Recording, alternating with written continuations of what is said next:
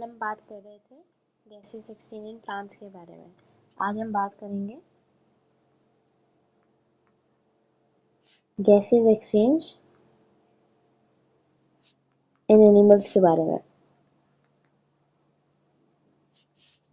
अब बेसिकली जो gases exchange animals में है, और हम एनिमल्स की बात करते हैं। There are two types of animals. एक होते हैं एक्वेटिक एंड एक होते हैं टेरेस्ट्रियल। अब जो एक्वेटिक एनिमल्स होते हैं दे लिव इन वाटर,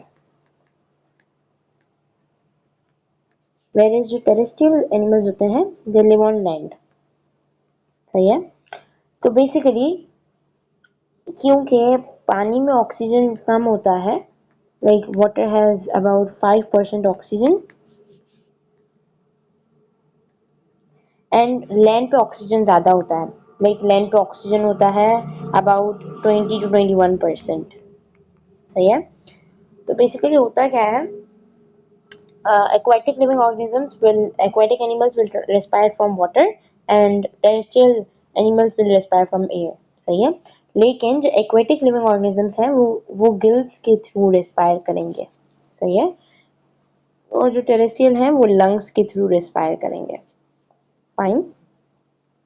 अब बेसिकली फिर हमारे पास टेरेस्ट्रियल एनिमल्स की भी और टाइप्स आ जाती हैं, जैसे कि आपके पास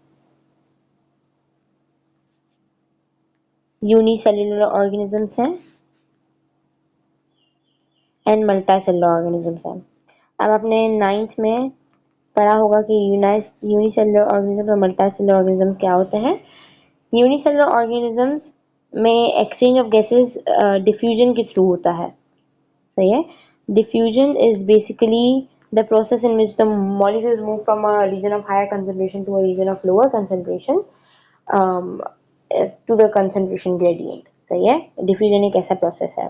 अब वो फिर सेल वॉल के थ्रू मूव कर सकते हैं यहाँ पर, ऐसा कुछ। सही है। लेकिन जब मल्टी सेलुलर ऑर्गेनिज्म की बात की जाएगी तो उनके पास एक पूरा पर्टिकुलर रेस्पिरेटरी सिस्टम होगा, एक पूरा प्रॉपर रेस्पिरेटरी सिस्टम होगा। जैसे अगर हम बात करेंगे किसी एनिमल की, जैसे फॉर एग्जांपल हम टाइगर की बात कर लेते हैं, तो उसके बाद एक प्रॉपर रेस्पिरेटरी सिस्टम होगा, बिकॉज वो multicellular, it is made up of more than one cells, it is made up of many cells. सही है। और फिर हम बात कर लेते हैं एम्फीबियंस की। अब मैंने तो ऊपर बोला कि there are two types of animals, एक होते हैं आपके पास एक्वेटिक और एक टेरेस्ट्रियल। फिर एम्फीबियंस क्या है। एम्फीबियंस वो एनिमल्स होते हैं जो कि एक्वेटिक भी होते हैं और जो कि टेरेस्ट्रियल भी होते हैं, मतलब they can survive on both on land and in the water. सही है। अब एम्फीबियंस के पास ऑब्वियसली, क्योंकि वो एक्वेटिक और टेरेस्ट्रियल दोनों होते हैं, तो इनके पास गिल्स और लंग्स भी होंगे, दोनों होते हैं, गिल्स और लंग्स दोनों। सही है। तो जैसे कि आपके पास फ्रॉग है, फ्रॉग इज एन एम्फीबियन। सही है। Frog can live in the water and it can be on the land as well. सही है। और जैसे कि अगर हम गिल्स की बात कर रहे थे, तो डॉल्फिन जो होती हैं, डॉल्फिन्स के पास वीक गिल्स होती हैं। सही है। तो वो पानी के अंदर रेस्पायर नहीं कर सकते, उनको बाहर आना पड़ता है टू टेक ऑक्सीजन। सही है। पानी के अंदर उनको ऑक्सीजन नहीं मिलता बिकॉज दे वीक गिल्स।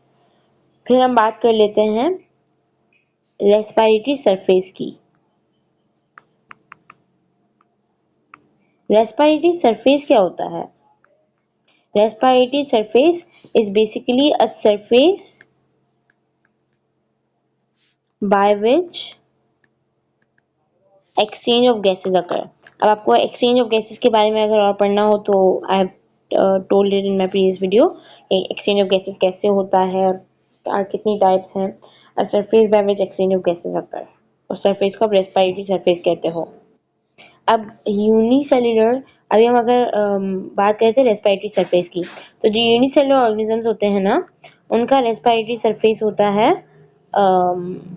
उनकी सेल वॉल या फिर उनकी सेल मेम्ब्रेन या फिर उनकी जो आउटर बाउंड्री होगी, जो भी, वो उनका रेस्पिरेटरी सरफेस होता है। सही है, यूनिसेलुलर ऑर्गेनिजम्स का। जब हम मल्टी सेलुलर ऑर्गेनिजम्स की बात करेंगे तो मल्टी सेलुलर ऑर्गेनिजम्स में रेस्पिरेटरी सरफेस होगा एल्वेलाई